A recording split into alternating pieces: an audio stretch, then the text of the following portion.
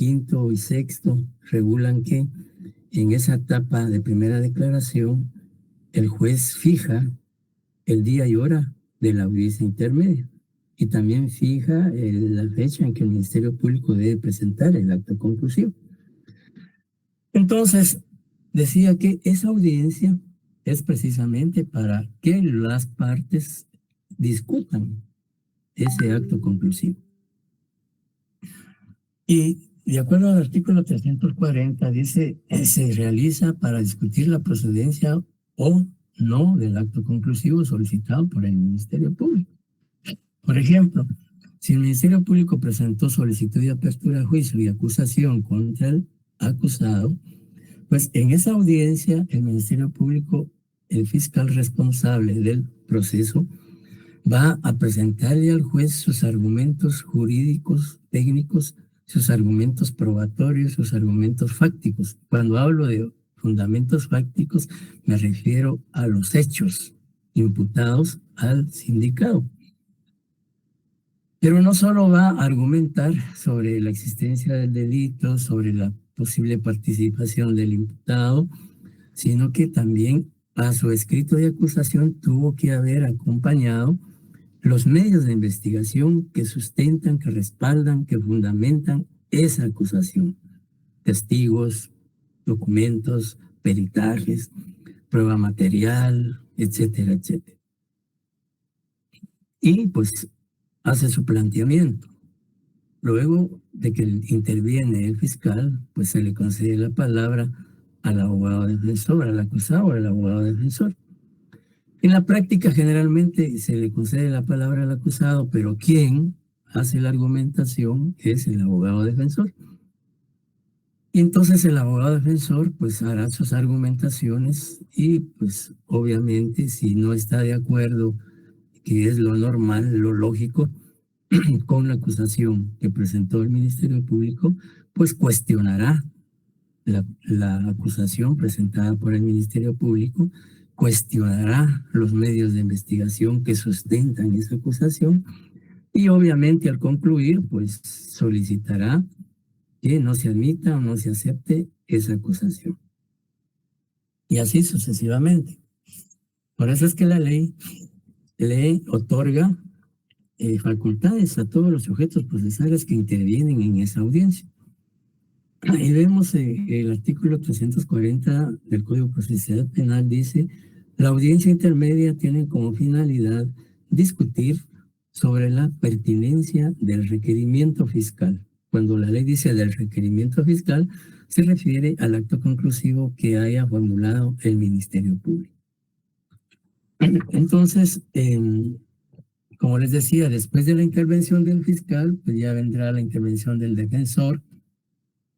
Posteriormente, pues también el querellante adhesivo, si existe en el proceso, el acusado, como les decía, el acusado, el abogado defensor, querellante y su abogado si tuviese partes civiles, etcétera, etcétera. ¿Qué actitud dice la ley? Veamos lo que dice el artículo 336. ¿Qué actitud procesal debe asumir el acusado en esa audiencia? ¿O qué facultades le otorga la ley al acusado para que se pronuncie o haga valer sus derechos, su defensa en esa audiencia? Y el artículo 336 especifica cuál es la función que debe desarrollar el acusado en esa audiencia intermedia. Si alguien me apoya con la lectura del artículo 336, por favor. Artículo 336. Actitud del acusado. En la audiencia que para el efecto señale el juzgado, el acusado y su defensor podrán, de palabra, 1. Señalar los vicios formales en que incurre el escrito de acusación, requiriendo su corrección. 2. Plantear las excepciones u obstáculos a la persecución penal y civil previstas en este código. 3. Formular objeciones u obstáculos contra el requerimiento del Ministerio Público, instando incluso por estas razones el sobreseimiento a la clausura. Muchas gracias, Nini. Como ustedes pueden apreciar, el artículo 336 dice actitud del acusado. En ninguno de los artículos subsiguientes se indica qué actitud va a asumir el abogado defensor, pero, como les decía, en virtud de que es, digamos, el imputado y sobre todo si el imputado no tiene ninguna instrucción jurídica o técnica, pues obviamente él no va a poder asumir una defensa eficiente en esa audiencia. Entonces, esa función la asume el abogado defensor. ¿Qué hace? Pues lo hace defendiendo los derechos e intereses de su patrocinado, de su defendido. El numeral 1 dice señalar los vicios formales en que incurre el escrito de acusación. Puede ser que el escrito de acusación omitió la fecha de presentación del escrito, por ejemplo. Entonces ese es un vicio formal que se puede corregir porque pues, no afecta al fondo del requerimiento. O que se haya confundido el Ministerio Público al plantear la acusación, al señalar el nombre del acusado, haya equivocado un apellido o no haya consignado el otro apellido, etcétera, que son, digamos, aspectos que se pueden enmendar en esa audiencia. Y también el numeral 2 le permite al acusado, a través de su abogado defensor, plantear las excepciones. Puede presentar una excepción de incompetencia, excepción de falta de acción o de extinción de la responsabilidad penal. Por supuesto, debidamente argumentado, fundamentado y probado. Y luego dice formular objeciones u obstáculos contra el requerimiento del Ministerio Público. Es decir, lo que decíamos, argumentar que la acusación no, los hechos imputados no son verídicos o que tienen falencias, etcétera, etcétera. Esas son pues las atribuciones que la ley le permite al acusado. Si existiera querellante adhesivo, pues también en esa audiencia el querellante tiene intervención y también la ley le señala qué actitudes o qué papel puede desarrollar en ese momento el querellante adhesivo. Si por favor me apoyan con la lectura del artículo 337.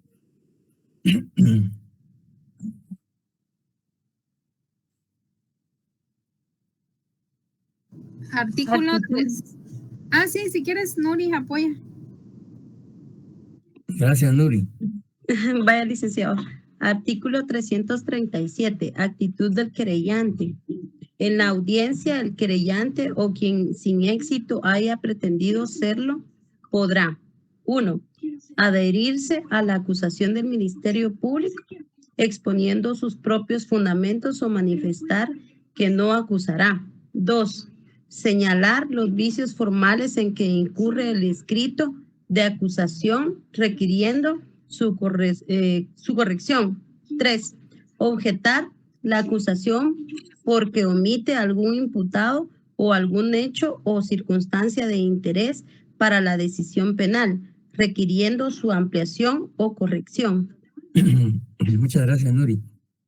Bien, en cuanto al querellante, en el numeral 1 dice adherirse a la acusación del Ministerio Público, exponiendo sus propios fundamentos o manifestar que no acusará.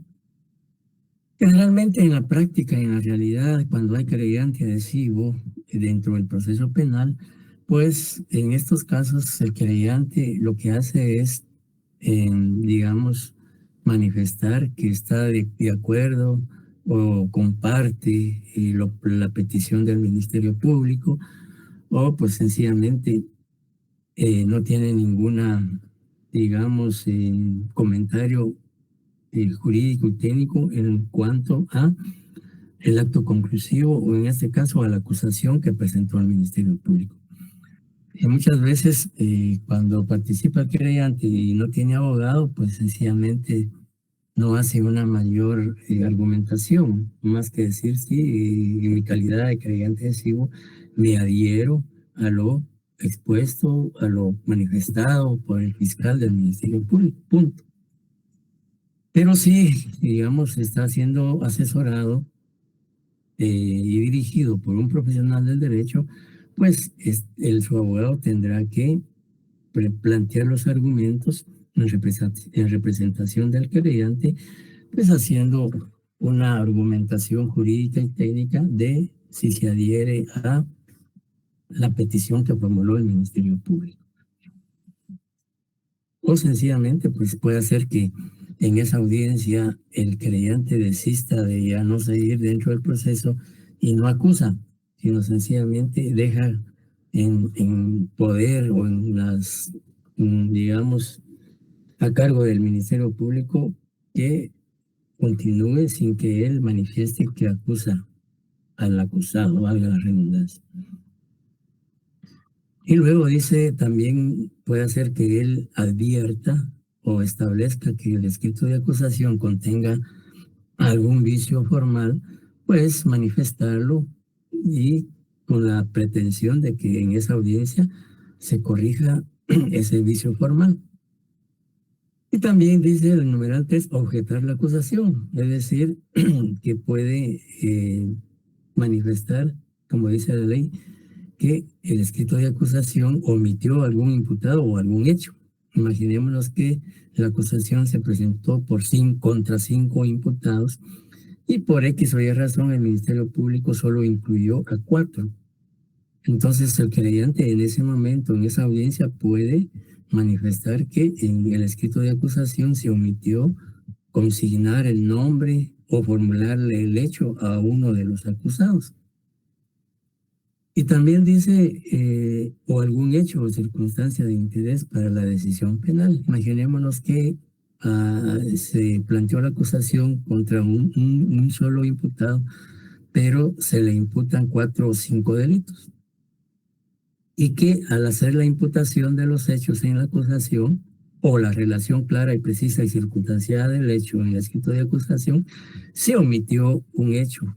Entonces, el creyente puede advertir esa deficiencia, señalarla en la audiencia y con el objetivo de que se pueda, como dice la ley, ampliar esa acusación, incluyendo el hecho que se omitió. En cuanto a las partes civiles, también si hay partes civiles que intervienen en el proceso y fueron admitidos como tales, pues también el artículo 338 les da derechos para que lo puedan exponer en esa audiencia. Y pues el artículo 338 señala que en la audiencia las partes civiles deberán, ya hace una obligación, 1, concretar detalladamente los daños emergentes del delito, cuya reparación pretende. Es decir, que tienen que ser concretos, precisos y claros en cuanto a los daños causados por el hecho delictivo. Y 2, indicarán también, cuando sea posible, el importe aproximado de la indemnización o la forma de establecerla. Es decir, que no solo tienen que argumentar en qué consistieron los daños y perjuicios causados por el delito, sino indicar un monto pecuniario o económico debidamente justificado de cuánto asciende el daño causado. Por ejemplo, si dicen que son 100,000 quetzales, pues tendrán que justificar con facturas, con medios de prueba que acreditan que es ese monto. Porque la ley dice, al final, la falta de cumplimiento de este precepto pues, se considerará como desistimiento de la acción. Si las partes civiles en esa audiencia no cumplen con esos 2 requerimientos, pues entonces la ley claramente dice que se toma como que desistieron, que ya no tienen ningún interés. Y es obvio, pues, si siendo partes civiles y no cumplen con lo que el artículo 338 dice, pues eso obviamente y evidencia que no tienen ningún interés o que sencillamente ya no quieren seguir dentro del proceso, etcétera, etcétera, sin que lo manifiesten, sino tácitamente se sobreentiende que están desistiendo de su pretensión. Algo importante que establece el artículo 339, que dice que en esa audiencia el acusado, su defensor y las demás partes podrán oponerse a la constitución definitiva del querellante y de las partes civiles e interponer las excepciones que correspondan. Pues aquí este artículo pues le da la facultad no solo al acusado, sino a su abogado defensor y a otras partes que se opongan a que el juez admita en forma definitiva al querellante dentro del proceso y a las partes civiles. Pero esa oposición tiene que ser debidamente fundamentada. No basta señalar o argumentar por qué es que no están de acuerdo con que se le dé una intervención definitiva al querellante, sino que tienen que probar por qué es que consideran que el querellante no debe continuar como sujeto procesal dentro del proceso penal. Y como dice el segundo párrafo, en la misma presentarán la prueba documental que pretendan hacer valer o señalarán los medios de investigación que fundamentan su oposición. Entonces, no basta, como les decía, oponerse sencillamente porque se le ocurra al acusado o al defensor, sino tienen que justificar con medios de investigación o probatorios por qué es que no están de acuerdo con que el querellante sea admitido definitivamente en el proceso penal. Acá, pues este artículo, al igual que otros, han sido un poco polémicos o cuestionados porque evidencian una desigualdad procesal, porque, digamos, aquí siendo el querellante la víctima, pues todavía existe esa posibilidad de que se opongan el acusado y el defensor a que continúe dentro del proceso penal. Eso pues vulnera los derechos de la víctima, porque si el artículo 4 constitucional señala que en materia de derecho todos tenemos las mismas obligaciones, los mismos derechos, pues con mayor razón, siendo la víctima del delito, pues debe de seguir dentro del proceso. ¿Ya? Sin embargo, si hay una oposición y el juez la acepta, pues prácticamente deja fuera al querellante lesivo dentro del proceso. Bien, ahora bien, luego de que ocurra toda la intervención de los sujetos procesales en esa audiencia, el juez tiene que resolver en ese momento. El juez tiene que emitir su decisión si admite o no admite el acto conclusivo presentado por el Ministerio Público, luego de escuchar los argumentos del fiscal, del defensor, del querellante, de las partes civiles, y hacer un análisis, por supuesto, de los medios de investigación que sustentan esa acusación, si se trata de una acusación, o de un procedimiento, etc. Entonces el juez tiene que resolver en ese momento. Veamos lo que dice el artículo 341.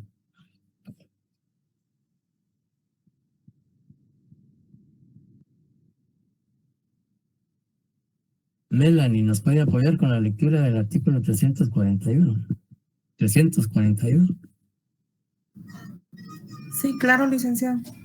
Gracias. Artículo 341, resolución. Al finalizar la intervención de las partes a que se refiere el artículo anterior, el juez inmediatamente decidirá sobre las cuestiones planteadas. Decidirá la apertura del juicio o de lo contrario, el sobreseimiento, la clausura del procedimiento o el archivo, con lo cual quedarán notificadas las partes. Si por si por la complejidad del asunto no fuere posible la decisión inmediata, el juez podrá diferirla por 24 horas. Debido por ello, en la misma audiencia, citar a las partes. El pronunciamiento emitido por el juez ante las partes que concurran tendrán efectos de notificación para todos. A las partes que no hubieren asistido se les remitirá copia escrita de la resolución. De la audiencia, el juez levantará un acta sucinta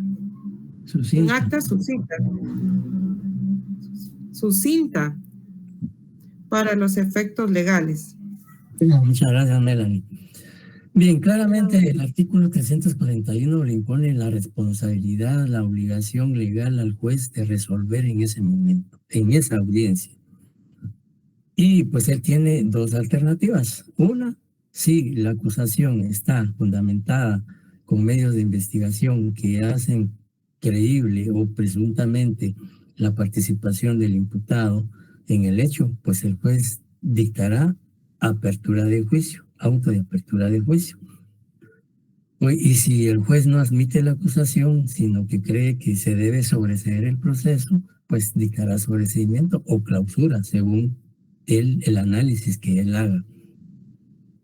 Y pues la ley dice que si no, el juez no puede resolver inmediatamente de concluida la participación de los sujetos procesales porque el caso es muy complejo, porque puede ser que hay muchos medios de investigación, son varios acusados, varios delitos, o lo avanzado de la obra, etcétera, pues el juez puede diferir su decisión y hacerlo dentro del plazo de 24 horas, pero solo si realmente, como dice la ley, por la complejidad del asunto, o sea, por lo complicado del proceso penal. Pero sí debe resolver dentro de las 24 horas siguientes.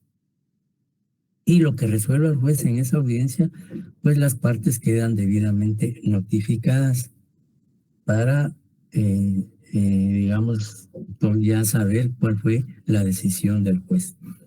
Si el juez admite la acusación y la solicitud de apertura del juicio solicitada por el Ministerio Público, pues entonces decide la apertura del juicio.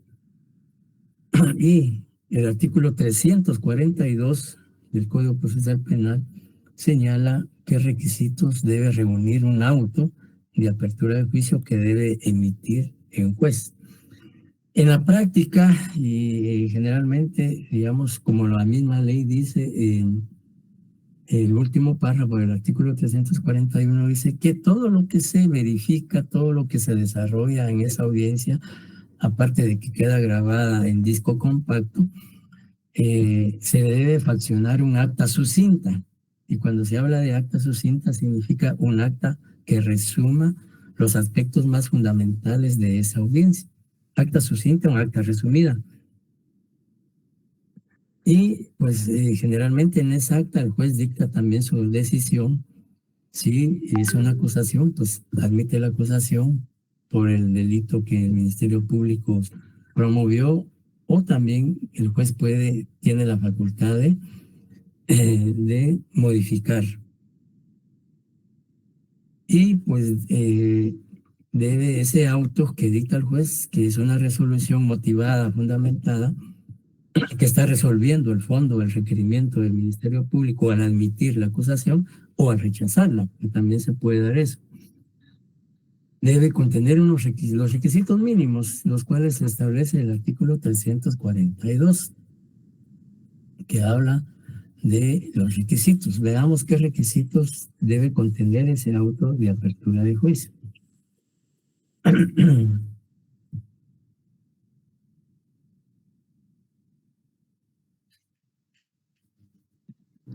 Artículo 342.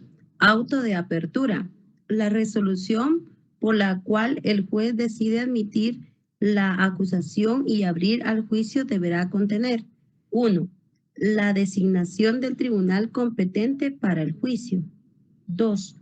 Las modificaciones con que admite la acusación, indicando detalladamente las circunstancias de hecho omitidas que deben formar parte de ella.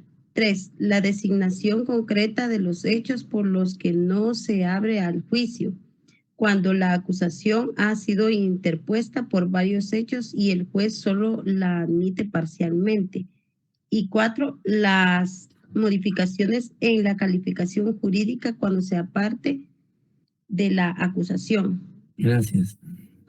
Bueno, el primer numeral dice la designación del tribunal competente, es decir, al iniciarse esa resolución, pues se indica el nombre o la denominación del tribunal de sentencia.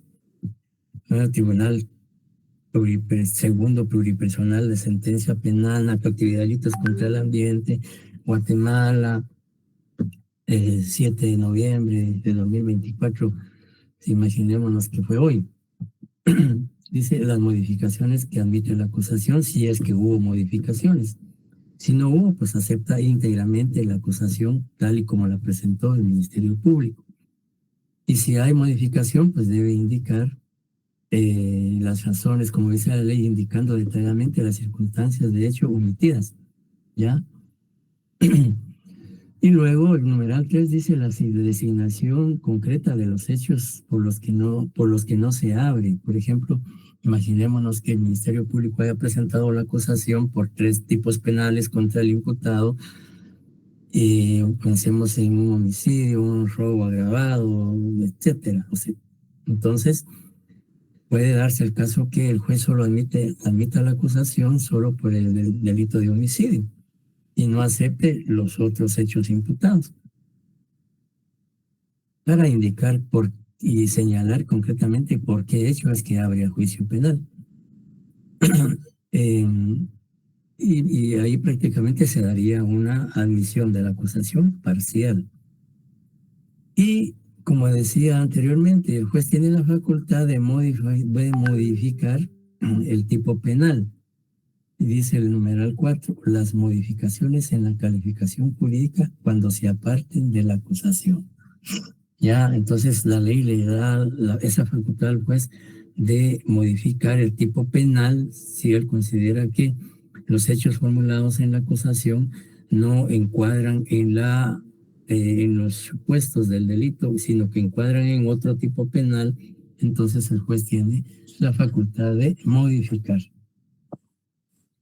Y luego ya nos vamos a lo que es el artículo 343, que habla del ofrecimiento de prueba. El artículo 343, que habla del ofrecimiento de prueba, dice: al tercer día de declarar la apertura a juicio, se llevará a cabo la audiencia de ofrecimiento de prueba ante el juez de primera instancia que controla la investigación. Para el efecto, se le concederá la palabra a la parte acusadora, sea el Ministerio Público, para que propongan sus medios de prueba, individualizando cada uno con indicación del nombre del testigo o perito y documento de identidad, sí, y señalando los hechos sobre los cuales serán examinados en el debate. En caso de otros medios de prueba, se identificarán adecuadamente, indicando la forma de diligenciamiento y el hecho o circunstancia que se pretende probar. Ofrecida la prueba, se le concederá la palabra a la defensa y demás sujetos procesales para que se manifiesten al respecto. De igual forma, se procederá para el ofrecimiento de prueba de los otros sujetos procesales. El juez resolverá inmediatamente y admitirá la prueba pertinente y rechazará la que fuere abundante, innecesaria, impertinente o ilegal. Antes de la reforma de este artículo 343, el ofrecimiento de prueba se hacía en la fase de preparación del debate, ante un tribunal de sentencia. Sin embargo, se consideró que, digamos, no era jurídicamente y procesalmente no era viable ni conveniente que los jueces de sentencia antes del juicio oral y público o debate conocieran de las pruebas, porque eso podía contaminar su criterio, su decisión, y que era mejor que los jueces de sentencia conocieran las pruebas hasta el día del juicio o del debate. Por eso es que se reformó este artículo y quedó tal y como está ahora, que el ofrecimiento de prueba se hace en la fase intermedia ante el juez contralor de la investigación, para evitar precisamente la contaminación de los jueces de sentencia, porque son los que al final van a recibir esa prueba en el juicio, la van a valorar y sobre ella van a emitir su sentencia. Entonces me pareció técnica y jurídicamente atinada esta reforma para evitar precisamente que haya un, digamos, prejuzgamiento del tribunal de sentencia o un criterio adelantado, etcétera, etcétera, ¿verdad? Bien. Cuando el Ministerio Público, digamos, el ofrecimiento de la prueba es oral, es verbal. Por eso se señala esa audiencia. Sin embargo, eso no es óbice para que el fiscal pueda presentar por escrito una lista de su prueba, ¿ya? De testigos, de documentos, de peritajes, de prueba material, etcétera, etcétera. Es decir, como algo suplementario, presentarla en esa audiencia por escrito el listado de prueba que va a presentar en el juicio oral y público. Y luego de que el fiscal presente la prueba, pues se le concede la palabra al defensor para que se manifieste en relación a la prueba presentada por el Ministerio Público y también para que él presente sus pruebas. Antes, cuando el Código Procesal Penal comenzó su vigencia, muchos eran del criterio de que el acusado y el defensor no estaban obligados a presentar pruebas, porque el defensor y el acusado no estaban obligados a demostrar su inocencia, sino que es el Ministerio Público el que debe de probar la participación y responsabilidad penal del acusado. Es decir, ese es el ente acusador el que debe quebrantar esa presunción de inocencia del acusado. Sin embargo, pues eso obviamente a mi criterio no es, digamos, viable, porque si como abogado defensor tiene pruebas que favorezcan a su patrocinado, pues debe presentarla. Precisamente esa es la función del abogado defensor, velar por los derechos e intereses de su defendido. Entonces, a mi juicio era un criterio erróneo, totalmente equivocado. Y de acuerdo a la ley, pues el juez, luego de que intervienen las partes, pues debe resolver si admite o rechaza la prueba, o si la admite totalmente o parcialmente, tanto la prueba de la defensa como la prueba del Ministerio Público y la del querellante, de las partes civiles, si intervienen en esa audiencia. Y la ley también le da la facultad al juez de rechazar la prueba, tanto del Ministerio Público como de la defensa, pero solamente puede rechazar la prueba al juez si la misma, como dice la ley, es prueba abundante, innecesaria, impertinente o ilegal. Solo bajo esas condiciones el juez puede rechazar la prueba de los sujetos procesales. De lo contrario, no puede hacerlo. Y ahorita, al terminar este tema, pues vamos a ver lo de la prueba y vamos a profundizar un poquito más cuándo es prueba ilegal, cuándo es prueba impertinente, cuándo es prueba abundante, etcétera, etcétera. Luego de esta audiencia, pues el juez, de acuerdo al artículo 344, cita a las partes para que comparezcan al tribunal de sentencia para el desarrollo del juicio oral y público. Dice alguien que me apoye con la lectura del artículo 344. Yo, licenciado, si quiere. Por favor, Nínime. Artículo 344 del Código Procesal Penal, citación a juicio. Al dictar el auto que admita o rechace la prueba, previa coordinación con el tribunal de sentencia, el juez señalará día y hora de inicio de la audiencia de juicio, misma que debe realizarse en un plazo no menor de 10 días ni mayor de 15, citando a todos los intervinientes con las prevenciones respectivas.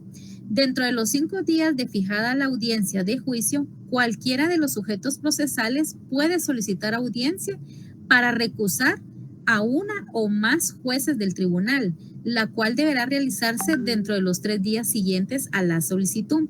Si alguno de los jueces considera que incurre en motivo de excusa, lo invocará el mismo plazo para el efecto y se convocará a todos los intervinientes.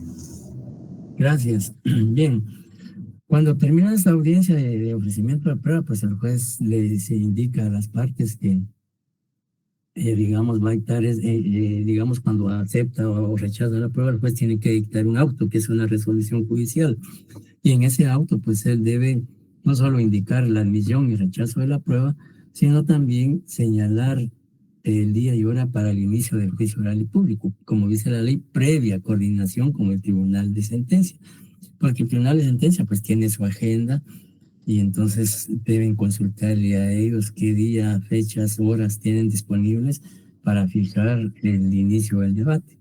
Entonces el tribunal de sentencia le comunicará al juez contralor de la investigación, mire, tal día, tal hora, para que él lo haga consignar en esa resolución. Y pues luego también la ley, aún en esa fase, en la etapa intermedia, le da la oportunidad a los sujetos procesales para que puedan recusar a uno o los jueces de sentencia que van a conocer el debate por alguna de las causales e impedimentos que establece el artículo 122-123 de la ley del organismo judicial. Concluido esto, pues entonces ya viene la remisión de las actuaciones, es decir, concluye la función del juez contralor de la investigación. Ahí termina la fase intermedia con remitir todas las actuaciones que el juez contralor de investigación conoció al tribunal de sentencia. El artículo 345 dice, practicadas las notificaciones correspondientes, se remitirán las actuaciones, la documentación y los objetos secuestrados a la sede del tribunal competente para el juicio, poniendo a su disposición a los acusados. Ahí el juez contralor pues le envía, le remite al tribunal de sentencia que va a conocer el debate, todas las actuaciones, las pruebas material que tuviera, poniendo a disposición de ese tribunal a los acusados o al acusado. Y aquí prácticamente se está concluyendo la etapa intermedia y ya vendría la tercera etapa del proceso, que es el juicio oral y público, que vamos a ver los próximos días. Y pues hoy vamos a hablar en este momento de lo que es el derecho probatorio. No sé si tienen alguna duda o pregunta antes de seguir. Licenciado, perdone, tal vez no es el momento oportuno, pero yo creo que hay muchos compañeros que ni atención están poniendo a la clase porque están bastante consternados. Que tenemos una compañera que entregó su trabajo y solo llegó a 4 puntos con todo y examen. ¿No será que habrá la posibilidad que de repente no le pusieron la nota del trabajo? Y también tenemos 5 casos de 5 compañeros que ahorita pues están ahí en el chat, está así que explota, porque los compañeros se quedaron con 27 puntos, entonces ni siquiera llegaron a la mínima. Y de verdad que nosotros tenemos evidencia de que grabamos, porque nosotros grabamos nuestros repasos y estos compañeros están en nuestro grupo de repasos. Y sí tenemos las grabaciones porque nosotros estudiamos doctrina, ley y casos. Y los dejamos grabados porque también hay compañeros que no se pueden unir porque los repasos a veces terminamos hasta la medianoche, 1 de la mañana, hasta 2 de la mañana, porque hasta son repasos de 3, 4 horas. Y sin embargo, los compañeros no llegaron ni siquiera a mínima. Entonces estamos así como, ¿qué pasó, verdad? Y entonces no sé si al finalizar... sí, mire, vamos a, digamos, esto es muy normal que ocurra, pues no, porque, digamos, y yo incluso ahí en todos los trabajos. Hay algunos que sí presentaron trabajos, pero no aparece su segundo parcial. Y también hay casos en los cuales que sí se examinaron, pero no presentaron trabajos. Entonces, todos esos compañeros que tienen problema, que por favor con nombre, carnet y sección, le pasen la información al auxiliar, al licenciado Javier, y vamos a hacer la revisión correspondiente. Si luego de hecha la revisión y se establece que en efecto no presentaron trabajos, o sea, los trabajos que presentaron fueron no como se solicitó, porque eso sí también hay que decirlo, hay muchos trabajos que realmente malos, y que pues el trabajo tenía un valor de 10 puntos y que algunos sacaron 3, 4 puntos, ¿ya? Porque primero pues muchos presentaron trabajos que no eran ni mapas mentales, sino cuadros sinópticos y con poca información. Muchos solo pusieron el artículo y lo que decía el artículo. Entonces, obviamente eso no llena las expectativas ni las condiciones que se solicitaron en el trabajo. Pero en todos esos casos, por supuesto que los vamos a atender, y si hay omisión de parte nuestra, porque puede pasar que se nos haya. Yo incluso hoy, toda la mañana estuve revisando todavía, antes de subir las notas, precisamente pensando en esto, y yo hice la anotación ahí en los exámenes, que dice no presentó trabajo, y en los mapas que presentaron, pues también hice la observación que no aparece examen segundo parcial.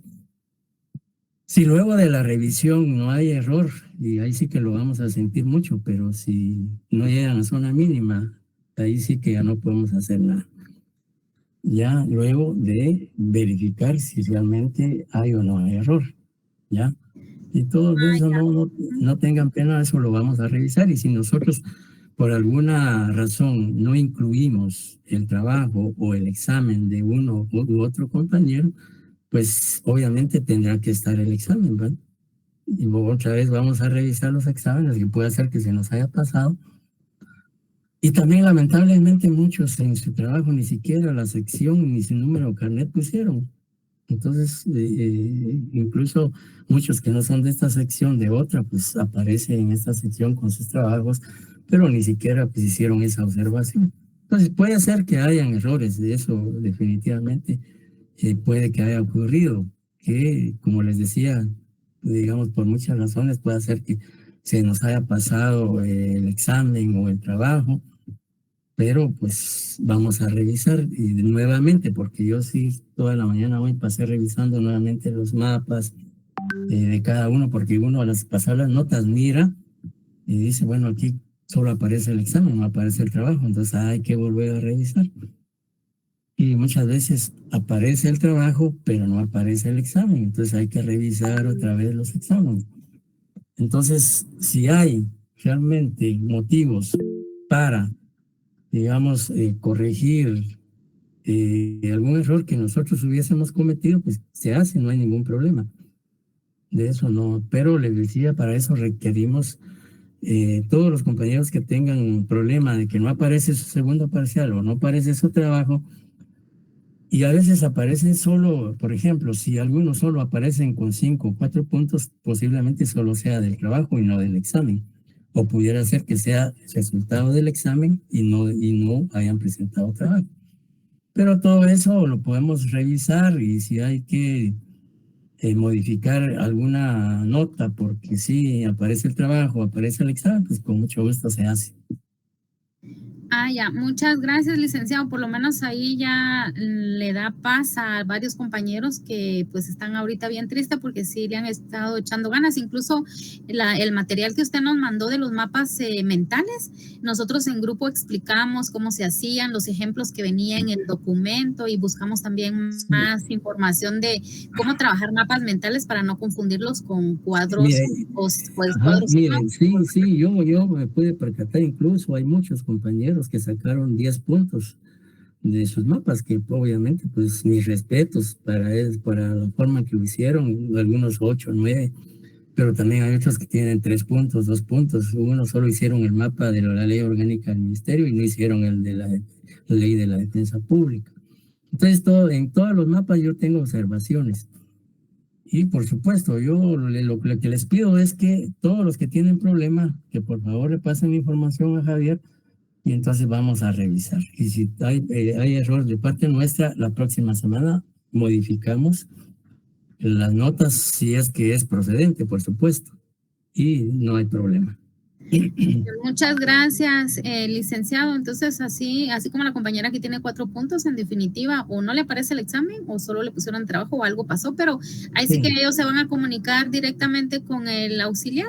Y primeramente, Dios, por lo menos que pudieran llegar a zona mínima, hubiera alguna esperanza ahí, ¿verdad? Para ellos, porque sí se quedaron por un poquito. Como le digo, si es factible, porque haya habido omisión, sí. Pero si ese punteo sumado, el punteo ya está con el resultado del segundo parcial más el trabajo. Ahí están las dos, está sumado ya. Entonces, incluso hoy todavía en la mañana, como les decía, habían compañeros ahí que no les aparecía su examen, más que todo el trabajo. Pero era porque eran de otra sección y estaban en la sección, en diferentes secciones. Entonces, ahí es donde y pudiera ser, pero entonces vamos a revisar y como si hay que corregir algo, pues se hará, ¿verdad? Pero sí, también como ahí advertirles de una vez que si, pese a que hay trabajo y hay examen, pero tanto el trabajo como el examen fueron, digamos, resultados bajos, pues definitivamente ahí sí ya no podemos hacer nada. Sí, Mariana, licenciada.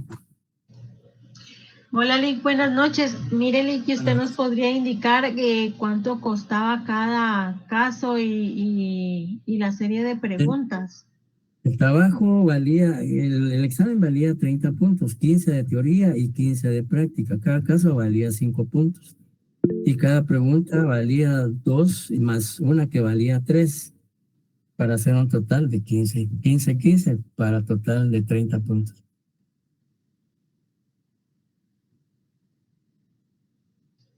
Sí, Alejandro.